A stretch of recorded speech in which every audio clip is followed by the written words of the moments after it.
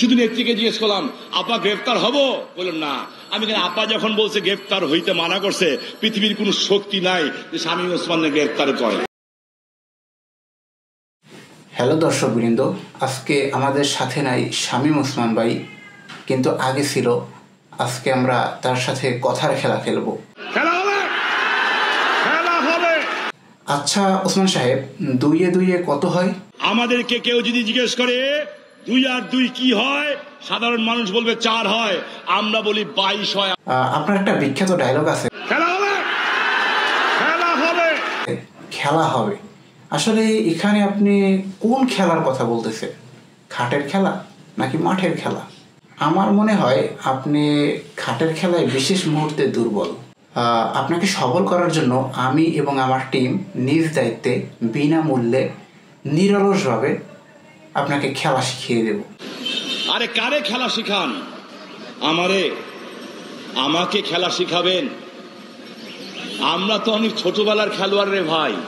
ও, আপনি ছোটবেলা থেকেই খেলতেন? তাহলে তো এখন আর আপনি খেলোয়াড় নাই, এখন তো আপনি কোচ হয়ে গেছেন। বেশি বড় খেলোয়াড় হতে পারি নাই, তবে একটু মাথার তার ছিঁড়া খেলোয়াড় ছিলাম আগে।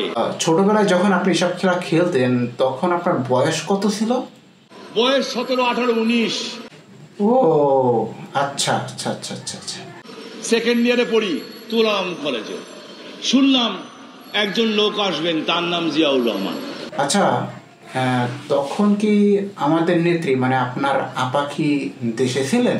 79 সাল নেত্রী ফিরেন নাই তখনও দেশে।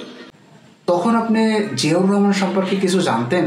আমাদের আব্দুর রাজ্জাক ভাই আজকে নাই, বললেন এই জিয়াউর রহমান হলো বঙ্গবন্ধু হত্যার নীল নকশাকারী। আর আব্দুর রাজ্জাক বলল আর আপনি বিশ্বাস করে নিলেন? আমি যদি বলি আপনি একটা শেষরাসুর? তাই? হ্যাঁ। আচ্ছা, জিয়াউর রহমান যখন আসছিল তখন কি সে একা আসছিল?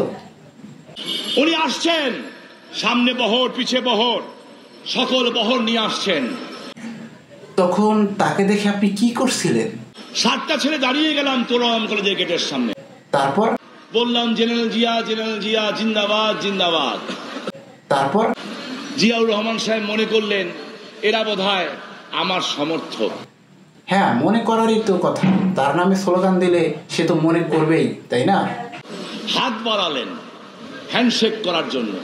তারপর? আমরা এতই বদমাইশ ছিলাম, হাতের মধ্যে ঝুলে পড়লাম, ঝুলে পড়ে বললাম খুনি জিয়ার গদিতে আগুন জ্বালো একসাথে। ওরে বাপরে, আপনি তো সেই বদমাইশ ছিলেন।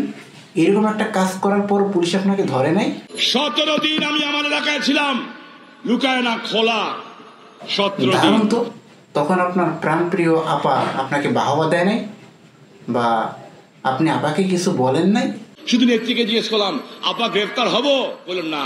আমি কেন, আপা যখন বলছে গ্রেফতার হইতে মানা করছে, পৃথিবীর কোন শক্তি নাই যে শামীম ওসমানকে গ্রেফতার করে। আচ্ছা, আমি শুনেছি আপনার নাকি অনেক ক্ষমতা, তো আপনার ক্ষমতার একটা নমুনা দেখান তো। ছাত্র জনতার আন্দোলনে নারায়ণগঞ্জে অস্ত্র হাতে প্রতিরোধে নেমেছিলেন সাবেক এমপি শামীম ওসমান। গণঅভ্যুত্থানের 2 দিন আগেও দলের কার্যালয়ে প্রকাশ্যে দেখা গিয়েছিল তাকে, কিন্তু গত 5 আগস্ট গণঅভ্যুত্থানে শেখ হাসিনা সরকারের পতন হলে আর দেখা যায়নি তাকে। পালিয়ে বেরিয়েছেন এদিক সেদিক। কিন্তু সম্প্রতি আলোচিত এই রাজনৈতিক ব্যক্তিকে দেখা গেছে দিল্লির নিজামুদ্দিন আউলিয়ার দরগাহে। এরপর থেকে শুরু হয় নতুন আলোচনা, কিভাবে তিনি সেখানে গেলেন। এদিকে রাতের আধারে বোরকা পরে শামীম ওসমান পালিয়ে গেছেন বলে মন্তব্য করেছেন নারায়ণগঞ্জ জেলা বিএনপির সভাপতি মোহাম্মদ গিয়াসউদ্দিন। আরো জানাচ্ছেন